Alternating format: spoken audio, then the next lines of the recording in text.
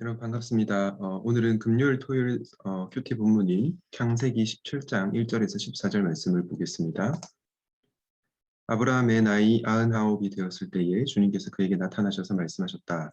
나는 전능한 하나님이다. 나에게 순종하며 흠없이 살아라. 나와 너 사이에 내가 몸소 언약을 세워서 너를 크게 번성하게 하겠다. 아브라함이 얼굴을 땅에 대고 엎드려 있는데 하나님이 그에게 말씀하셨다.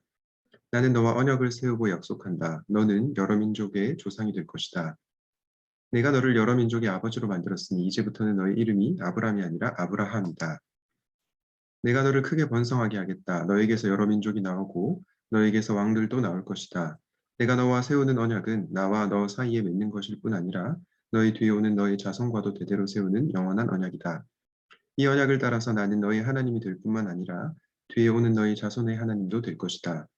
네가 지금 나그네로 사는 이 가나안 땅을 너와 내 뒤에 오는 자손에게 영원한 소유로 모두 주고 나는 그들의 하나님이 될 것이다. 하나님이 또 아브라함에게 말씀하셨다. 너는 나와 세운 언약을 잘 지켜야 하고 내 뒤에 오는 너희 자손도 대대로 이 언약을 잘 지켜야 한다. 너희 가운데서 남자는 모두 할례를 받아야 한다. 이것은 너와 내 뒤에 오는 너희 자손과 세우는 나의 언약, 곧 너희가 모두 지켜야 할 언약이다. 너희는 포피를 베어서 할례를 받게 하여라. 이것이 나와 너희 사이에 세우는 언약의 표이다. 대대로 너희 가운데서 남자는 모두 난지 여드레 만에 할례를 받아야 한다. 너희의 집에서 태어난 종들과 너희가 외국인에게서 돈을 주고서 사온 종도 비록 너희의 자손이 아니라 해도 마찬가지로 할례를 받아야 한다. 아, 집에서 태어난 종과 외국인에게 돈을 주고서 사온 종도 할례를 받아야 한다. 그렇게 하여야만 나의 언약이 너희 몸에 영원한 언약으로 새겨질 것이다. 할례를 받지 않은 남자 곧 포피를 베지 않은 남자는 나의 언약을 깨뜨린 자이니 그는 나의 백성에게서 끊어진다. 아멘. 아브라함과 언약을 맺으신 하나님 세 번째 시간으로 오늘은 하나님은 자신의 사람들이 구별되기를 바라십니다. 라는 주제를 살펴보도록 하겠습니다. 여러분 창세기 15장에도 언약이 나오고요. 그리고 오늘 본문인 창세기 17장에도 언약이 나오죠. 여러분 이 언약은 같은 것일까요? 다른 언약일까요? 오늘 본문에 나오는 이 17장의 언약이 15장과 다른 새로운 언약이 아닙니다. 이 17장에 나오는 언약은 이미 체결되었던 언약을 강화시키는 언약이라는 것을 여러분들이 기억하시면 좋겠습니다. 하나님께서 오늘 17장 1절에 이렇게 말씀하시죠. 여호와께서 아브라함에게 나타나사 그에게 이르시되 나는 전능한 하나님이라 말씀하시고 그리고 이렇게 말씀하십니다. 너는 내 앞에서 행하여 완전하라. 여기서 내 앞에서 행하라라는 말을 생각해 보면 좋겠는데요. 내 앞에서 행하라는 말은요. 하나님과 함께 걸으라, 하나님과 함께 동행하라는 뜻입니다. 아브라함이 해야 했던 중요한 삶이 어떤 삶이었습니까? 자신의 혼자 힘으로 살아가는 삶이 아니고요. 하나님과 함께하는 삶, 하나님과 동행하는 삶이었습니다. 우리 그리스도인들이 보통 이런 말 많이 하죠. 하나님을 위해서 살아야 된다. 주님을 위해서 살아야 한다.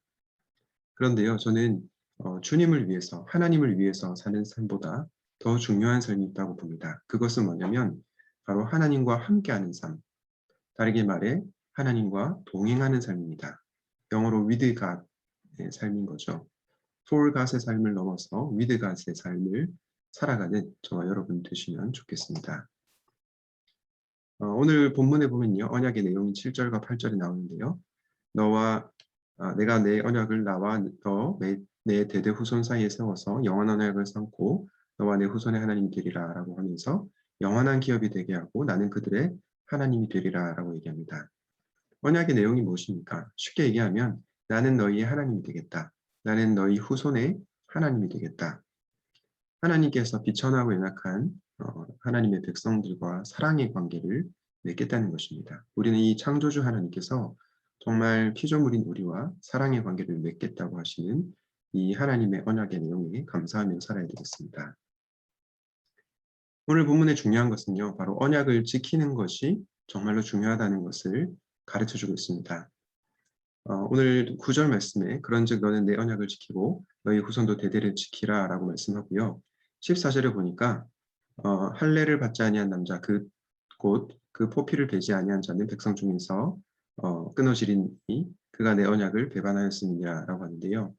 이 할례라고 하는 것은 언약의 증표였습니다. 그러면서 이 언약을 배반하는 자는 하나님께서 끊어내겠다. 굉장히 무서운 말씀하시죠. 그래서 이 언약을 지키는 것이 정말 중요하다는 것을 우리는 알 수 있습니다. 지켜도 되고 안 지켜도 되는 것이 아니라 반드시 지켜야 하는 것이 바로 언약이다라는 것을 명심하시면 좋겠습니다. 그런데 여러분, 우리가 하나님과의 언약을 어떻게 지켰습니까? 특별히 이스라엘 백성들은 하나님과의 언약을 깼죠. 그리고 우리도 사실은 하나님과의 관계에서 죄를 지을 때가 얼마나 많습니까? 사실 이런 모습만 보면 우리에게 소망이 없습니다. 그런데 우리를 위해서 언약의 저주를 받으신 예수 그리스도께서 계시죠. 갈라디아서 3장 14절 15절은 이렇게 말씀합니다.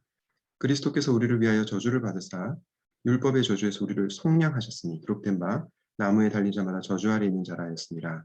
이는 그리스도 예수 안에서 아브라함의 복이 이방인에게 미치게 하고 또 우리로 하여금 믿음으로 말미암아 성령의 약속을 받게 하려 함이라. 아멘. 예수님께서 언약의 저주를 담당하심으로써 언약의 축복이 우리의 것이 되게 하신 거죠.